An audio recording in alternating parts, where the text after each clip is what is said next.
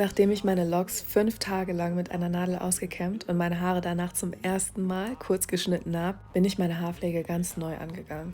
Mir war Länge nicht mehr so wichtig, sondern Gesundheit und meine Pflegeroutine wurde simpler und effektiver. Ich erzähle euch, was sich in meiner Pflege verändert hat, was ich immer noch beibehalte, beantworte damit auch die Haarpflegefragen, die ihr mir auf Instagram gestellt habt und erzähle, wie ihr eure Haare mit natürlichen Mitteln so dicht, stark und lang wie noch nie wachsen lassen könnt.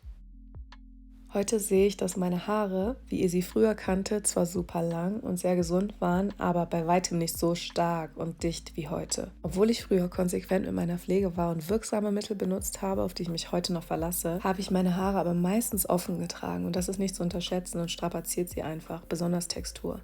Rückblickend sehe ich, dass meine Längen und Spitzen damals drunter gelitten haben und dass die Textur an meinen Enden dünner und lose war. Heute halte ich dank meiner neuen Routine gefühlt doppelt so viele Haare in der Hand. Sie haben mehr Spannkraft, bleiben eher in ihrer Form und lassen sich nicht so leicht legen wie früher. Mich freut das, denn es ist ein Zeichen von starker Textur.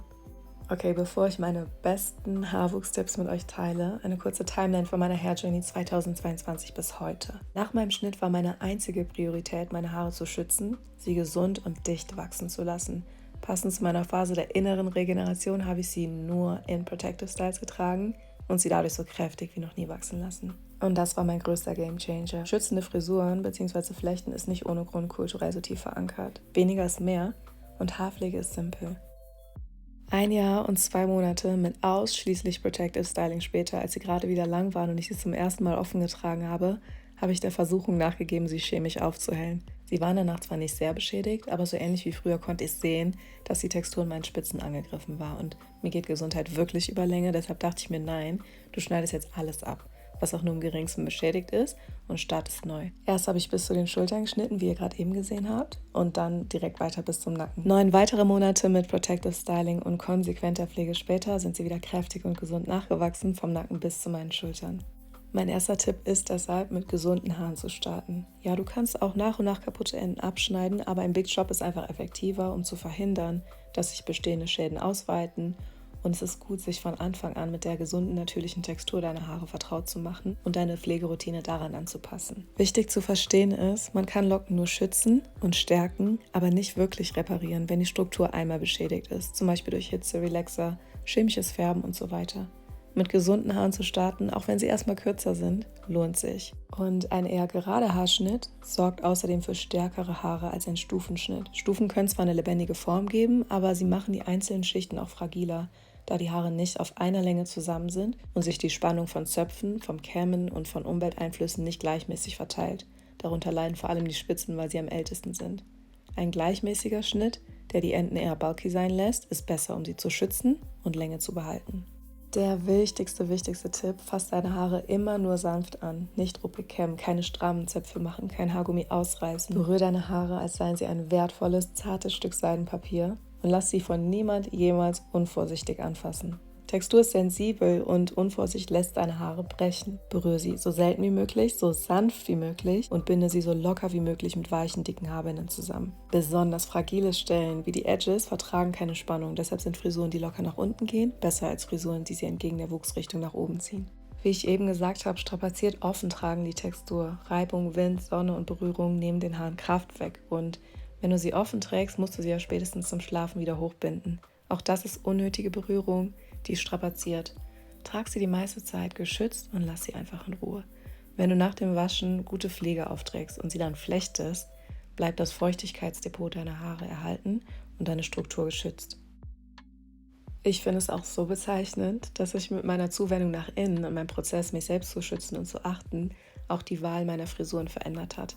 Meine Haare offen zu zeigen, ist mir nicht mehr wichtig, so wie früher, als ich damit auch meinen Channel und die Natural Hair Bewegung insgesamt nach außen repräsentieren wollte. Protective Styling ist auch ein energetischer Schutz und ich fühle mich nicht bei jedem Anlass danach, meine Haare offen zu zeigen. Nicht, weil ich sie verstecken will, sondern im Gegenteil, weil ich sie schütze und für mich bewahre.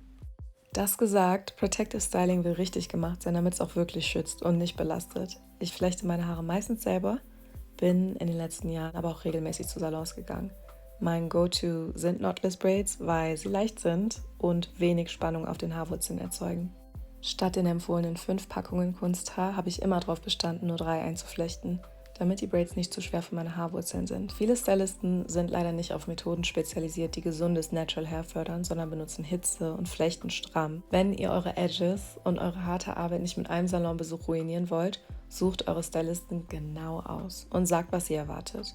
Vorm Flechten wollen Stylisten meistens föhnen, um enge Texturen zu dehnen und zu glätten, oft sogar ohne Hitzeschutz. Weil Hitze die Proteine der Haare denaturiert und das die Lockenstruktur permanent zerstört, ist das ein No-Go. Damit meine Haare aber trotzdem einfach zu handhaben sind, bereite ich sie am Tag vor meinem Termin zu Hause vor. Erstmal wasche ich sie gründlich, kämme sie mit meinen Fingern durch, während meine Spülung einwirkt und verteile danach meinen selbstgemachten Kräuterhaarbalsam großzügig in meinen feuchten Haaren vom Ansatz bis zu den Spitzen, bevor ich dann ein paar grobe Zöpfe flechte. Mit dem Kamm gehe ich nur vorsichtig durch, um sie in Form zu legen, nicht um sie auszukämmen, denn das habe ich schon beim Waschen gemacht und der Balsam ist von der Konsistenz her nicht fürs Kämmen gemacht, sondern um eine schützende Schicht um die Haare zu legen. Dann lasse ich sie in der Sonne, an der Luft und über Nacht trocknen. Dadurch sind sie am nächsten Morgen gedehnt. Der Balsam ist eingezogen, die Haaroberfläche ist geschmeidig und sie sind bereit zum Flechten. Wenn ich in Salons darum gebeten habe, sanft zu flechten, war ein Einspruch meistens, aber es wird nicht lange halten, wenn ich nicht stramm flechte. Oder Stylisten waren einfach müde, fahrlässiger und wollten nicht gerne aus ihrer gewohnten Routine raus. Verständlich, jeder hat seinen eigenen Workflow und sie stehen unter Zeitdruck.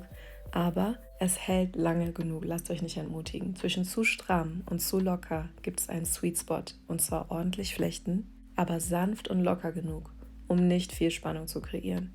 Sobald es zieht, ist es zu stramm und die überlasteten Haarwurzeln werden in den Tagen danach ausfallen. Es erfordert einfach nur Aufmerksamkeit, aber ist sehr einfach, sanft und ordentlich zu flechten. Ich weiß das, weil ich selbst anderen und mir die Haare flechte. Wenn du nicht gehört wirst, ist es nicht der richtige Stylist für dich, beziehungsweise ihr nicht das richtige Match füreinander. Geh dahin, wo man deine Haare mit Sorgfalt und Expertise behandelt. Ich habe heute die perfekte Stylistin für mich gefunden, die zu mir nach Hause kommt. Sie flechtet sanft, verwendet genau wie ich keine Hitze, benutzt so wenig Kunsthaar wie möglich, um die Braids nicht zu schwer werden zu lassen, denn sie kennt die Bedürfnisse der Haare. African Hair is delicate, sagt sie immer. Sie macht Hausbesuche, meistens um Kindern die Haare zu flechten, benutzt oft Wolle statt Braiding Hair und hat eine wunderschöne, geduldige Ansichtsweise und sanfte Hände. Sie benutzt beim Flechten kaum Produkt, das vermeidet Ablagerungen auf der Kopfhaut, sodass ich meine Braids seltener waschen muss und sie dadurch länger halten. Nur an den Edges benutzt sie etwas transparentes Wachs, das keine Rückstände hinterlässt und sie achtet darauf, die Edges nicht entgegen ihrer Wuchsrichtung zu ziehen oder unter Spannung zu setzen.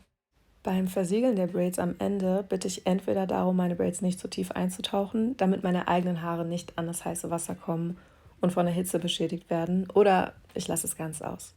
Ich verzichte auch auf Sheen-Spray oder jegliche Art von Öl auf meiner Kopfhaut danach, weil es Kopfhautprobleme und Schuppen verschlimmern kann. Ich benutze Öle auf der Kopfhaut nur als Kur vor dem Waschen und nach dem Waschen nur zum Versiegeln meiner Längen und Spitzen. Ich behalte meine Braids höchstens 3 bis 4 Wochen, länger sollte es nicht sein. Danach brauchen meine Haare eine Tiefenreinigung ohne das Kunsthaar und eine Kur. Ich färbe meine Haare seit gut 12 Jahren mit Henna und benutze Cassia. Henna benutze ich alle 1 bis 2 Monate, um zu färben, aber vor allem, um meine Struktur zu stärken. Henna und Cassia sind natürliche Proteintreatments. Im Gegensatz zu chemischer Farbe bricht Henna die Proteine im Haar nämlich nicht, sondern legt einen schützenden Mantel um den Haarschaft, was die Struktur schützt und besonders die fragile Textur von Locken kräftigt. Ich benutze eine Mischung aus reinem Henna und anderen Pflanzenextrakten, die die Haarwurzeln und Haare pflegen. Dazu mische ich noch Indigo, also schwarzfärbenden Pflanzenextrakt, um ein warmes Braun zu kreieren. Die Mischung lasse ich mehrere Stunden oder über Nacht abgedeckt ziehen und trage sie danach gründlich vom Ansatz bis zu den Spitzen auf. Dabei kann man nicht viel falsch machen, das ist das Schöne an Henna. Meine Edges und Spitzen bekommen besonders viel, damit sie gestärkt werden. Und Cassia, die neutrale, nicht färbende Version von Henna, benutze ich regelmäßig, zum Beispiel in meinem selbstgemachten Haarbalsam und Kräuteröl. Falls ihr mit feinen Haaren, dünnen Edges, Haarausfall oder Haarbruch zu tun habt, bringt Henna oder Cassia in eure Routine ein. Henna hat einen starken natürlichen Eigengeruch, den man in den ersten 2 Tagen wahrnimmt, aber er verfliegt. Es kann auch erstmal abfärben, also schützt euer Kissen in den ersten Nächten am besten mit einem Tuch, auf dem Flecken nichts ausmachen, und benutzt zumindest nach den ersten Haarwäschen erstmal ein Handtuch, das ein bisschen Farbe abbekommen darf.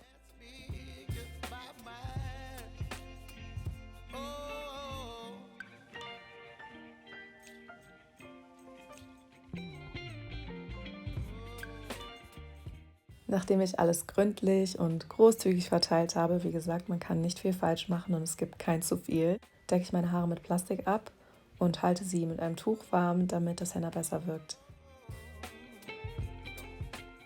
Nach 2 Stunden oder mehr wasche ich es gründlich aus, benutze meinen Shampoo-Bar und eine Spülung, um das Verhältnis von Protein und Feuchtigkeit im Haar wieder auszugleichen.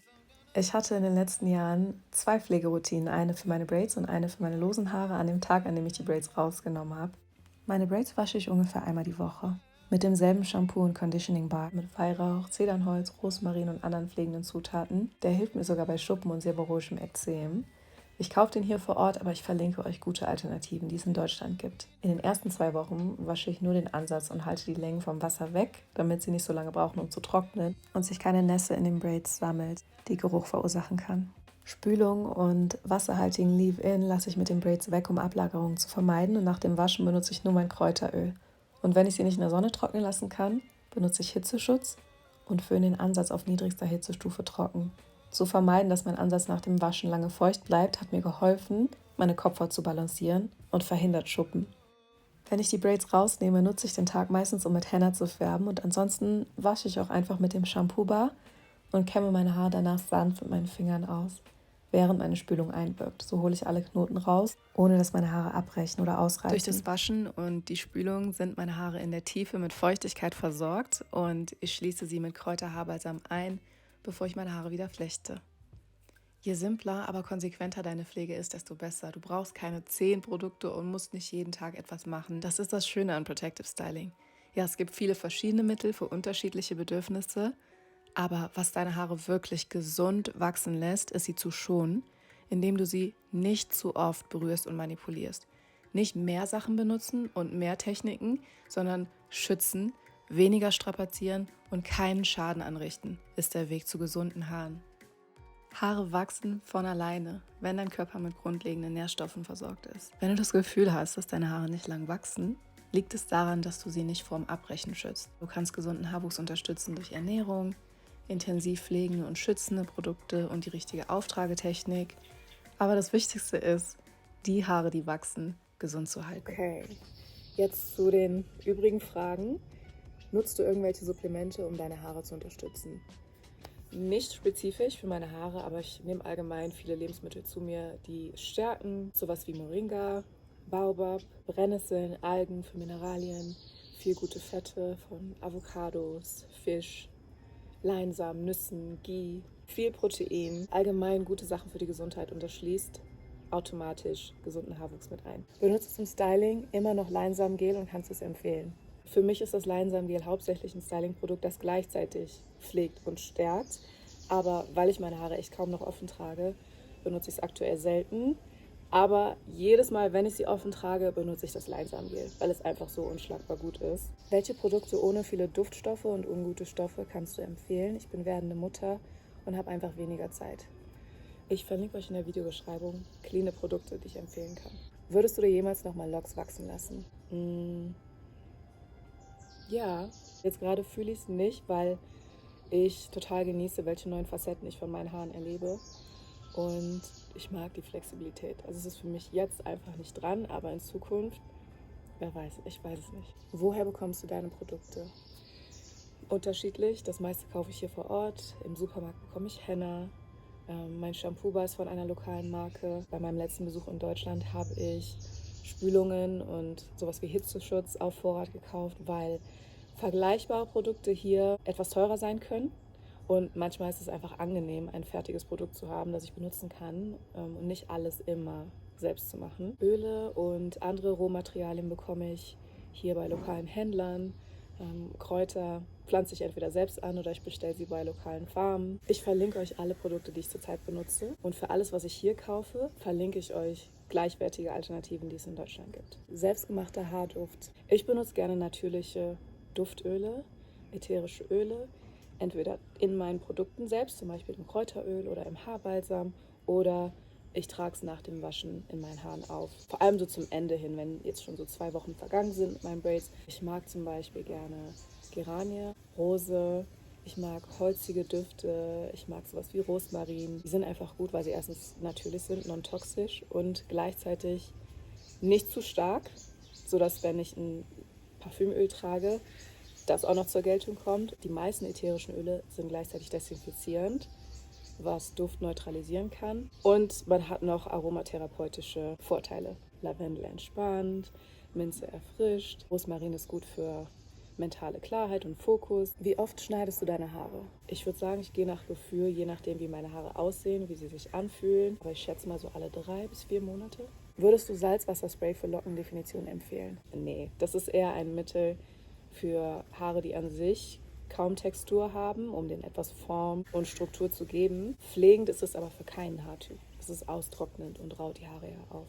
Wenn du Locken definieren möchtest, benutze lieber Leinsamengel. Wie ist dein Gefühl zu deinen Haaren momentan nach einigen Veränderungen? Ich fühle mich frei und ich bin eher auf meine eigene Verbindung zu meinen Haaren konzentriert. Ich liebe meine Textur. Sie erinnert mich gerade sehr an meine Haare auf meinen Kinderfotos. Ich mag das Gefühl, dicke, weiche Haare in den Händen zu halten. Und ich lasse sie wachsen, aber ich begrenze mich nicht auf einen Look und fühle mich nicht mehr abhängig von der Länge. Ich spiele mit Extensions und ich mache, was mir Spaß macht. Ich bin hier, um Wissen über Haare weiterzugeben und auch meine als Beispiel zu nutzen. Aber es sind meine Haare und die intime, innige Verbindung zu mir und mein Gefühl zu meinen Haaren ist mir das Wichtigste. Meine Pflege ist außerdem weniger Arbeit und macht mir viel mehr Spaß. Ich wünsche euch viel Spaß und ich sehe euch im nächsten Video.